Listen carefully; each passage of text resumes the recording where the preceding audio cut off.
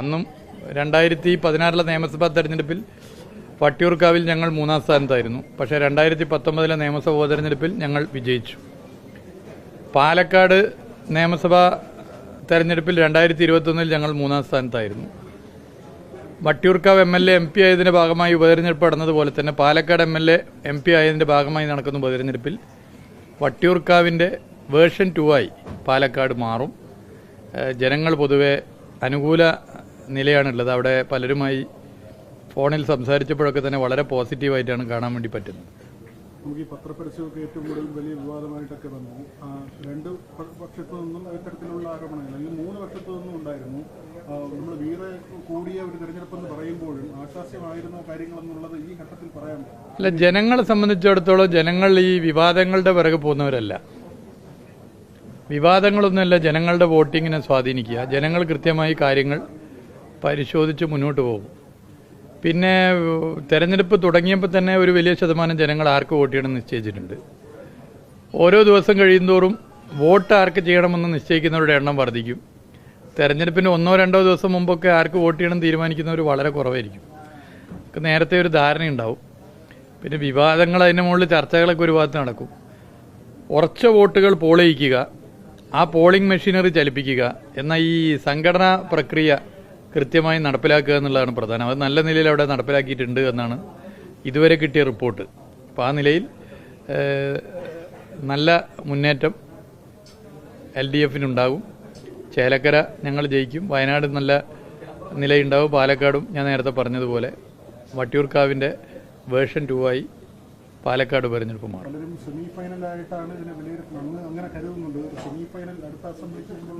അല്ല, ഇതിൽ നമ്മൾ മനസ്സിലാക്കേണ്ട കാര്യം, LDF-ന്റെ സ്ഥാനാർത്ഥി ഡോക്ടർ P. സെറിൻ വളരെ സജീവമായി വലതുപക്ഷ രാഷ്ട്രീയം പ്രചരിപ്പിക്കാൻ നേതൃത്വം കൊടുത്ത ഒരാളാണ്. വളരെ സജീവമായി എന്ന് പറഞ്ഞാൽ അദ്ദേഹം രാപ്പകലില്ലാതെ സോഷ്യൽ മീഡിയയിൽ അതിൻ്റെ നേതൃത്വമാണ്. KPCC സോഷ്യൽ മീഡിയ പ്രസിഡന്റായിരുന്നു അദ്ദേഹം. അതായത് കോൺഗ്രസ് രാഷ്ട്രീയം സോഷ്യൽ മീഡിയയിൽ പ്രചരിപ്പിക്കുന്നതിൻ്റെ നമ്പർ 1 ലീഡർ അദ്ദേഹമായിരുന്നു. അദ്ദേഹം ഇപ്പോൾ രാഷ്ട്രീയ നിലപാടുകൾ കൈക്കൊണ്ടതിൻ്റെ ഭാഗമായി അതിൽ നിന്നും വിട്ടുവന്നിരിക്കുകയാണ്. ഇനിയുള്ള കാലം അദ്ദേഹത്തിൻ്റെ ഇടപെടലുകൾ തീർച്ചയായും ഇടതുപക്ഷ രാഷ്ട്രീയത്തിന് കരുത്തു പകരുന്നതിന് ഏറെ സഹായകരമാകുന്ന കാര്യത്തിൽ ഒരു സംശയമില്ല.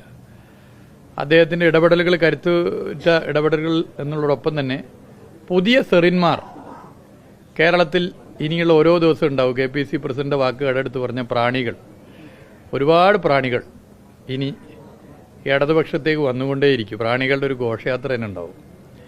പ്രാണികളുടെ ഒരു ഘോഷയാത്ര ഞാൻ നേരത്തെ പറഞ്ഞുകൊണ്ട് അത് മാറ്റുകയാണ്. പ്രാണികളുടെ ഒരു വലിയ മാർച്ച്, ലോങ് മാർച്ച് ഇനി 2026 നിയമസഭാ തെരഞ്ഞെടുപ്പ് വരെ കണ്ടുകൊണ്ടേയിരിക്കും. അതിൽ നമ്മൾ ഒരിക്കലും പ്രതീക്ഷിക്കാത്ത നല്ല നല്ല വലിയ പ്രാണികളും ഇതുപോലെയുള്ള പ്രാണികളുണ്ടാവും. ഒരുപാട് സെറിന്മാരുണ്ടാവും, ഒരുപാട് അനിൽകുമാർമാരുണ്ടാവും, ഒരുപാട് പ്രശാന്ത്മാരുണ്ടാകും. മതനിരപേക്ഷ മനസ്സുള്ളവർക്ക് വിശ്വസിച്ച് നിൽക്കാൻ വേണ്ടി പറ്റുന്ന പാർട്ടിയല്ല കോൺഗ്രസ് എന്ന പ്രഖ്യാപനം കൂടിയാണ് സെറിൻ്റെ സ്ഥാനാർത്ഥിത്വം. അതാണ് ഇതിലെ ഏറ്റവും വലിയ രാഷ്ട്രീയ വിജയം. അതെ അതെ അതെ വളരെ പ്രത്യേകതയുണ്ട്. ടൂറിസം സെക്ടറിനെ സംബന്ധിച്ചിടത്തോളം ഇതിനൊരു പ്രാധാന്യമുണ്ട്. ഒന്ന്, വിവിധ രാജ്യങ്ങളിൽ നിന്നുള്ള കലാകാരന്മാർ ദിവസങ്ങളോളം അവിടെയുണ്ട്, ഈ ഫെസ്റ്റിനകത്ത് പങ്കെടുക്കുന്നു എന്നുള്ളത് പോലെ തന്നെ ആളുകൾക്ക് ക്യാമ്പ് ചെയ്യാനുള്ള നല്ല ഹട്ടുണ്ട്. നമ്മൾ പുറത്തു നോക്കിയാൽ പേടിയാവും, ഇതിൻ്റെ ഉള്ളിൽ കിടന്നാൽ ശ്വാസം മുട്ടി ചാവുമെന്ന്. പക്ഷേ തലേൻ്റെ ഉള്ളിലേക്ക് ഇട്ട് നോക്കിയാൽ ഒരു കുഴപ്പമില്ല, അതിനുള്ള സജ്ജീകരണങ്ങളൊക്കെ ഉണ്ട്. അപ്പോൾ ഇത്തരം ക്യാമ്പ് ഹട്ടുകളെ പ്രോത്സാഹിപ്പിക്കുക എന്നുള്ളത് ഞങ്ങൾ നേരത്തെ ആലോചിച്ചാണ്. ക്യാമ്പ് ഹട്ടുകൾ നല്ല നിലയിൽ നമുക്ക് കൊണ്ടുവരാൻ പറ്റിയാൽ സഞ്ചാരികളെ നമുക്ക് താമസിപ്പിക്കാനൊക്കെയുള്ള സൗകര്യം കൂടും. അപ്പോൾ ആ നിലയിൽ ഈ പരിപാടിക്ക് ഒരു പ്രാധാന്യമുണ്ട്.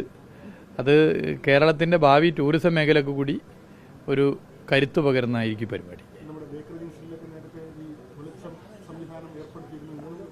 ഇന്നുണ്ട് ദീപാലങ്കൃതമായ പാലങ്ങൾ കേരളത്തിലാകെ വ്യാപിപ്പിക്കുക എന്നുള്ളതാണ്. അതൊക്കെ ഒരു ടൂറിസ്റ്റ് ഡെസ്റ്റിനേഷനായി മാറും. പിന്നെ പുറത്തുനിന്ന് വരുന്നൊരു സഞ്ചാരിയെ സംബന്ധിച്ചിടത്തോളം പിന്നെയും ഇവിടെ വരാൻ തോന്നും. പാരീസ് നഗരത്തിലേക്ക് ആളുകൾ കൂടുതൽ വരുന്നതിൻ്റെ ഒരു കാരണം ദീപാലങ്കൃതമായ പാലങ്ങളാണെന്ന് നേരത്തെ ഞാൻ വായിച്ചിട്ടുണ്ട്. അപ്പോൾ കേരളത്തിലെ പാലങ്ങളെ ദീപാലങ്കൃതമായ പാലങ്ങളാക്കി മാറ്റുക, അതിനെല്ലാവരുടെയും സഹകരണം, എല്ലാവരെയും കോർത്തിണക്കിക്കൊണ്ടുള്ള ഇടപെടലാണ് ഉദ്ദേശിക്കുന്നത്.